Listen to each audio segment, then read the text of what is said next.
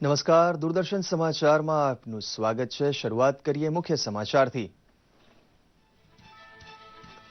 ખેતીવાડીની આવક ઉપર કરવેરા નહીં લાદવાની ધરપત ખેડૂત આલમને આપતા પ્રધાનમંત્રી મોદી ખેત પેદાશ વેચાણની રોકડ ઘરમાં પડી હોય તેવા ખેડૂતને ચલણ બદલતી વખતે હેરાનગતિ નહીં થવાની પણ આપી ખાતરી।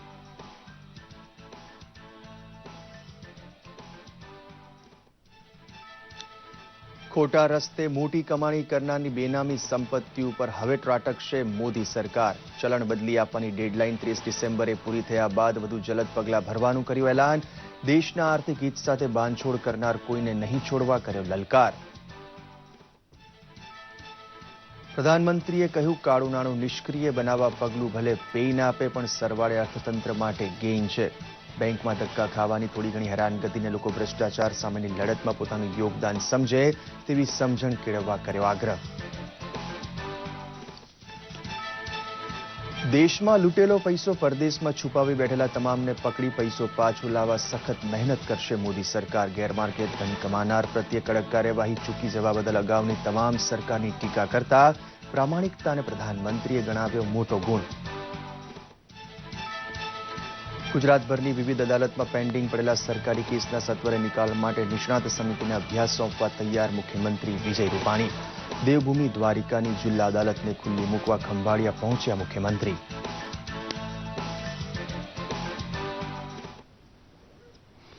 જોઈએ સમાચાર વિગતવાર। પ્રધાનમંત્રી નરેન્દ્ર મોદી આજે ઉત્તર પ્રદેશના ગાઝીપુરની મુલાકાતે છે, જ્યાં તેઓએ અનેક યોજનાઓનું લોકાર્પણ કરશે। પ્રધાનમંત્રી પૂર્વ ઉત્તર પ્રદેશમાં અનેક રેલ પ્રોજેક્ટને લીલી ઝંડી દેખાડશે। પીએમ મોદી ગાઝીપુર કોલકાતા વચ્ચે ચાલનારી સુપરફાસ્ટ એક્સપ્રેસ ટ્રેન ગાઝીપુરમાં નવનિર્મિત પેરિશેબલ કાર્ગો સેન્ટરનું લોકાર્પણ કરશે। આ સાથે જ પ્રધાનમંત્રી નરેન્દ્ર મોદી પરિવર્તન યાત્રાને પણ સંબોધિત કરશે।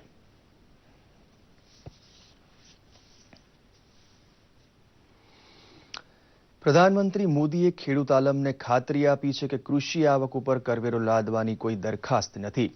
પૂના ખાતે શેરડીના પાકમાં મૂલ્ય સંવર્ધન શીખવતી વૈશ્વિક પરિષદને ગઈકાલે ખુલ્લી મૂકતા પ્રધાનમંત્રી મોદીએ કહ્યું હતું કે રદ થયેલ ચલણની નોટ બેંકમાં જમા કરાવનાર ખેડૂત પાસેથી હવે સરકાર ટેક્સ વસૂલ કરશે તે વાત ખોટી છે। ભ્રષ્ટાચાર મુક્ત ભારતનું સ્વપ્ન સાકાર કરવા માટે સહકારની અપેક્ષા લોકો સમક્ષ રજૂ કરતા તેમણે કહ્યું હતું કે ભારત સામે પરોક્ષ યુદ્ધ કરતા ત્રાસવાદીઓ નકલી ચલણ વાપરતા હોવાનું બહાર આવતા તેમની કમર તોડી નાખવા ચલણ બદલવાનો ઉપાય વિચારાયો હતો। ખેતીવાડીની આવક ધરાવતા સાચા ખેડૂતોને ચલણ બદલવાના નિર્ણયથી ભ્રમિત નહીં થવા પણ પ્રધાનમંત્રીએ કહ્યું હતું। प्रति हेक्टर हमारी उत्पादन क्षमता को बढ़ाएं। प्रति हेक्टर उत्पादन क्षमता भांति भांति के फर्टिलाइजर का ढेर करने से होता है ऐसा नहीं है। वैज्ञानिक तरीके से संतुलित उपयोग करने से ही होता है। शुगर से जो आपको इनकम मिलती थी वो तो मिलती है, ये बीच वाली जगह जो पड़ी थी उसमें अतिरिक्त क्रॉप करने के कारण कुछ लोग सब्जी में गए हैं, कुछ लोग फ्लावर में गए हैं और ज्यादातर लोग पल्सीज में गए हैं। हम चाहते हैं पल्सीज को हम प्रमोट करें। आज भी भारत को बहुत बड़ी मात्रा में पल्सीज का इंपोर्ट करना पड़ता है। पल्सीज की हमारी रिक्वायरमेंट बहुत है और इसलिए हम शुगर के साथ साथ पल्सीज को अगर बढ़ावा देंगे तो एश्योर्ड मार्केट की गारंटी है। एक आध बार शुगर फैक्ट्री में उतार चढ़ाव आएगा तो भी हमारे किसान को उस एक वर्ष संकट में से निकलने में भी ये बीच वाला जो जगह का खेती का काम है उससे उसको फायदा हो सकता है और उस दिशा में जितनी ज्यादा रिसर्च हो सके उस रिसर्च को करने की मैं आवश्यकता देखता हूं। જાપાનથી પાછા ફરી તુરંત પ્રધાનમંત્રીએ ચલણ પાછું ખેંચવાના નિર્ણય પાછળ રહેલી વાત જાણે મન કી બાત માંડી હોય તેટલા ભાવાવેશમાં કહી નાખી હતી। દેશવાસીઓને તેમણે યાદ કરાવ્યું હતું કે વર્ષ 2014માં જે કામ કરવા માટે જનતાએ તેમને પ્રધાનમંત્રી પદ સોંપ્યું તે બધું તેઓ કરી રહ્યા છે। તેમણે પૂછી નાખ્યું કે ભાઈ હવે આ બધી હેરાનગતિની કાગારોળ શા માટે? તેમણે ગેઇન આપતા પેઇનને નજરઅંદાજ કરી લાંબા ગાળાનો ફાયદો જોવા લોકોને કહ્યું ત્યારે સ્ટેન્ડિંગ ઓવેશન આપ્યા વગર પહેલગામ રહી શક્યું નહોતું।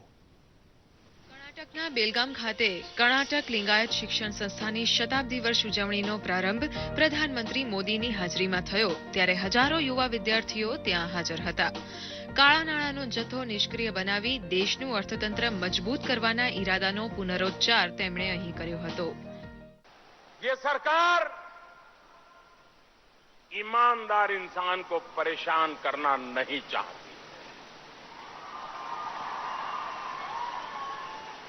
लेकिन मेरे प्यारे भाइयों बहनों, बेईमान को छोड़ना भी नहीं है.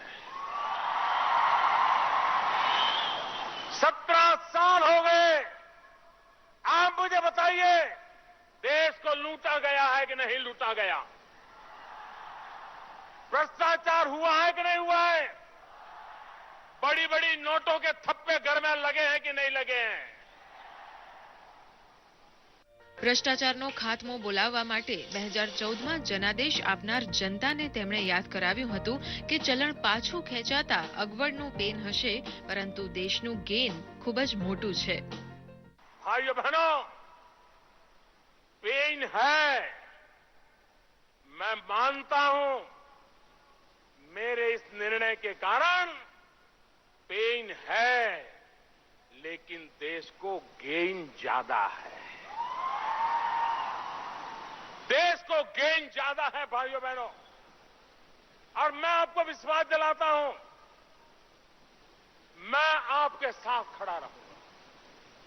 मैं ईमानदार लोगों से कहना चाहता हूं, आप किसी बेईमान को अपनी 500 या 1000 की कमाई की नोट जल्दबाजी में मत दीजिए.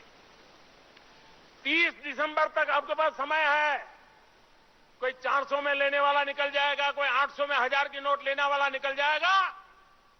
आपके 500 रुपया मतलब कि 499 एंड 100 पैसा, पूरा का पूरा 500 का आपका हक है और सरकार आपको देने के लिए बंधी हुई है.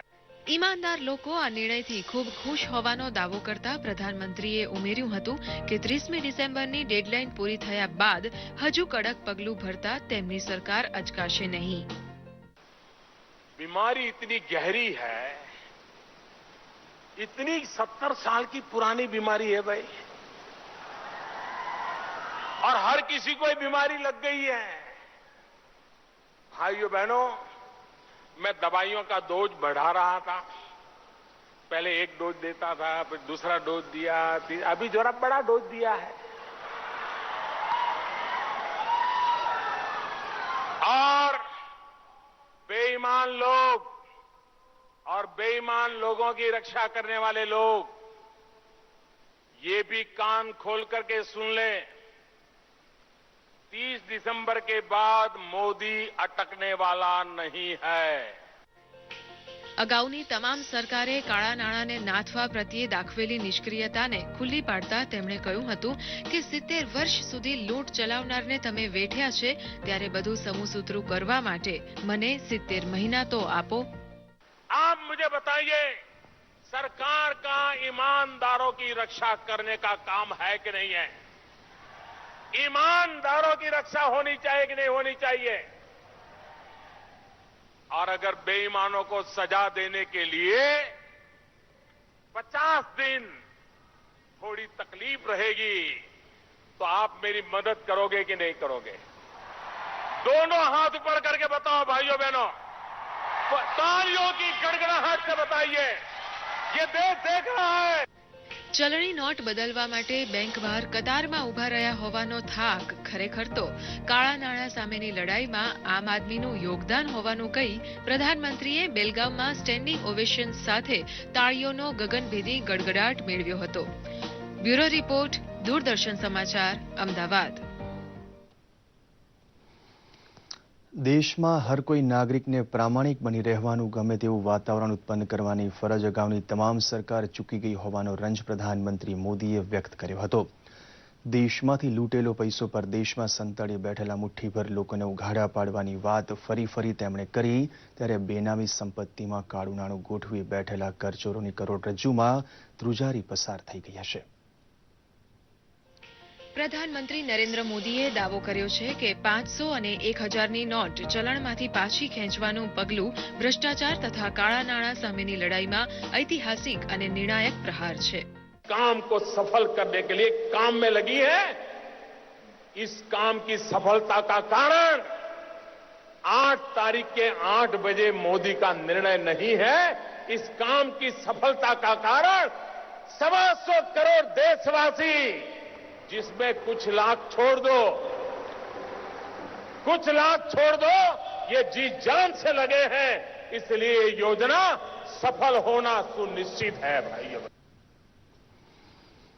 નવા રચાયેલા જિલ્લા દેવભૂમિ દ્વારિકા માટે બનેલી જિલ્લા અદાલતને ખુલ્લી મૂકવા માટે મુખ્યમંત્રી વિજય રૂપાણી જામખંભાળિયા પહોંચ્યા ત્યારે ગુજરાત વડી અદાલતના મુખ્ય ન્યાયાધીશ આર સુભાષ રેડ્ડી સાથે હતા.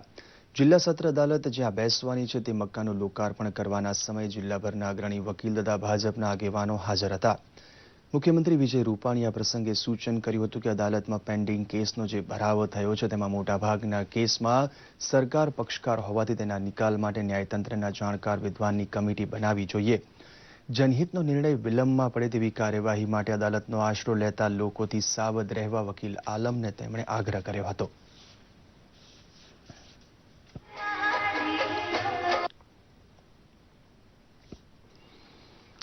સમગ્ર દેશમાં રદ થયેલું ચલણ બદલાવવા અને નાણાં ભરવા બેંકમાં મોટી લાઈનો લગાવી રહ્યા છે ત્યારે સ્પ્રેડ ધ સ્માઇલ એનજીઓ દ્વારા સાબરમતી રિવરફ્રન્ટ પાસે રહેતા ગરીબ બાળકોને કપડાનું વિતરણ કરવામાં આવ્યું હતું. આ સંસ્થા દ્વારા મોટાભાગે ગરીબોને દૂધ અને ફળનું વિતરણ કરવાનું કામ કરવામાં આવે છે. આ સંસ્થા ગુજરાત સ્તરે આગામી દિવસોમાં અલગ અલગ શહેરોમાં ખાસ પ્રવૃત્તિ ચલાવશે. આ સંસ્થા સોશિયલ મીડિયાના માધ્યમથી બનેલી છે. તેમાં 1500 કરતાં વધુ લોકો ફેસબુક દ્વારા જોડાયેલા છે અને સોશિયલ મીડિયાના માધ્યમથી આ સેવાકીય પ્રવૃત્તિ ચલાવી રહ્યા છે, જેમાં લોકોનો સારો પ્રતિસાદ મળી રહ્યો છે. લગભગ 1,500 લોકો જોડાયા છે અને અમારા વોલન્ટિયર તરીકે જે ખરેખરમાં કાર્યરત છે એવા 101 વોલન્ટિયર્સ છે અમદાવાદમાં. એ સિવાય બરોડા, સુરત એવી રીતે જો વાત કરીએ અલગ અલગ વિસ્તારની તો એ હજી શરૂ થઈ રહ્યું છે ગેધરિંગ. પણ જો અમને મીડિયાનો સપોર્ટ મળે અને જો આ વાતને સ્પ્રેડ કરી શકીએ વધારે તો અમે ઘણા બધાના ચહેરા પર ખુશી રેલાવી શકીશું. ये बच्चों को कपड़े मिल रहे हैं आज वो बहुत खुश है और हम सबकी तरफ से इस दिन को बहुत बहुत वेरी मच और थैंक यू कहना चाहते हैं सच्चे दिल से कि आज हम बहुत खुश हैं, इतने खुश कि हम कभी पहले शायद ऐसा फील नहीं हुआ होगा हमें जो आज होने वाला है. ધ્વસ્ત થયેલા પ્રાચીન શિવાલય સોમનાથનો જીર્ણોદ્ધાર કરવાનો સંકલ્પ 13મી નવેમ્બરે સરદાર પટેલે કર્યો હતો. જૂનાગઢ આવેલા ગૃહમંત્રી વલ્લભભાઈ પટેલ સાથે કનૈયાલાલ મુનશી, જામ સાહેબ તથા કાકા સાહેબ ગાડગીલ પ્રભાસ પાટણમાં આવેલા સોમનાથ મંદિરે 13 નવેમ્બર 1947ના દિવસે આવેલા. પ્રથમ જ્યોતિર્લિંગ ગણાતા શિવાલયને ભગ્નાવસ્થામાં જોઈ દ્રવી ઉઠેલા સરદાર સાહેબે તે દિવસે અરબી સમુદ્રની સાખી જીર્ણોદ્ધાર વડે ભવ્ય શિવાલય બાંધવાનો નિર્ણય કર્યો હતો. કમા મુનશી હંમેશા કહેતા કે સોમનાથ જીર્ણોદ્ધારનો લાહવો આપણી આંખ લઈ શકી તેનો યશ સરદાર પટેલને ફાળે જાય છે. સોમનાથ મંદિર ટ્રસ્ટ દ્વારા ગઈકાલે જીર્ણોદ્ધાર સંકલ્પ દિવસની ધામધૂમથી ઉજવણી કરવામાં આવી હતી. કે આ સોમનાથનું મંદિરનું ફરીથી પુનર્નિર્માણ કરવામાં આવશે અને એમાં તમામ લોકો સહયોગ આપશે. સૌરાષ્ટ્રની પ્રજા, એ વખતે સૌરાષ્ટ્ર રાજ્ય હતું એટલે સૌરાષ્ટ્ર રાજ્યની પ્રજા એમાં સહભાગી થશે એમ એમણે ઘોષણા કરી અને એ પછી દાનની સરવાણી પણ વહી. જામ સાહેબ બાપુએ 1.25 લાખ રૂપિયાનું દાન કર્યું અને 50,000 રૂપિયા રાજ્ય સરકાર તરફથી પણ જાહેર કરવામાં આવ્યા અને એ રીતે ભંડોળ શરૂ.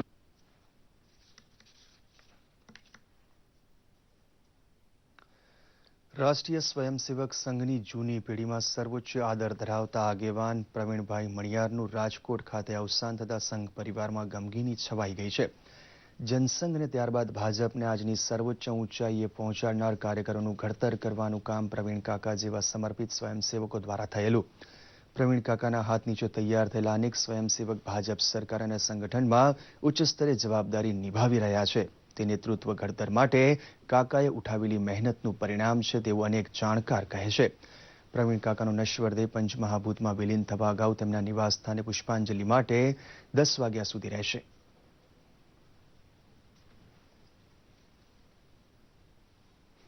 તો આ સાથે જ આ બુલેટિનની સમાપ્ત કરીએ છીએ. નમસ્કાર.